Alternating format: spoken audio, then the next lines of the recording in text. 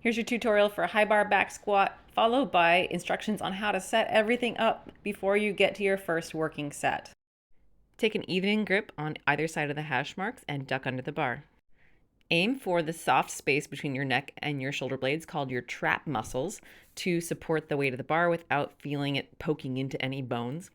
Once the bar is settled, take one step back so that you're still standing over the safeties.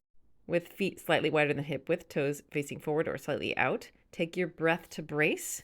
Snug that bar into your traps firmly, like you're wrapping a shawl around yourself, and sink it, driving your knees forward and sitting on your heels. On the way back up, think about sticking your knees to the wall ahead of you as long as possible and driving up with power. Re-rack by walking into the uprights with both sides of the barbell and then drop it down into your J hooks, rather than trying to hook each side independently. It won't go well. Here's a new angle, and it hopefully shows that one of your goals should be to duplicate everything so that every squat and even your setup for your squat looks identical to the previous. Here's two more cues to think about while you're doing this very simple action. Number one, once you get that bar connected to you, push those elbows toward the plates or pull that bar apart when you get your breath to brace. Number two, pull the floor apart with your feet. Try to pull your hips down to your heels and then spring back up, keeping that lateral tension or keeping that side butt tensioned. Let's move on to setup.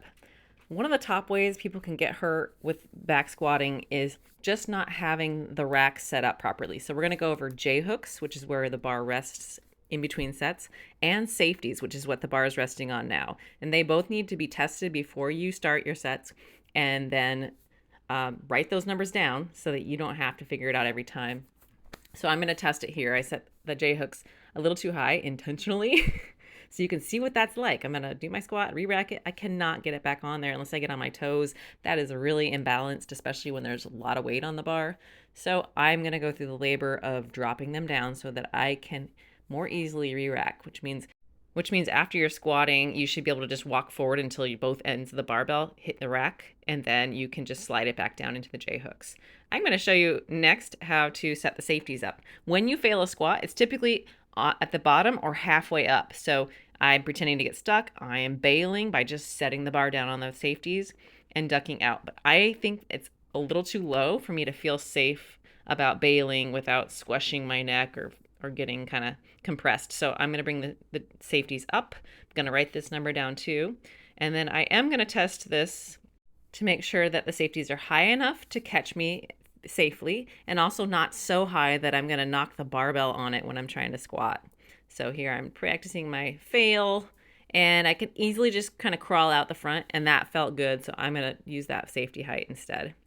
One more quick tip about barbells. A, you don't need to share a rack unless somebody's using the exact same weight as you and maybe you're friends with them. Plate up on the workload, meaning if you can add the next size of plate, do that instead of piling on more of the small stuff. And three, just put everything back the way you found it when you're done. And that's it.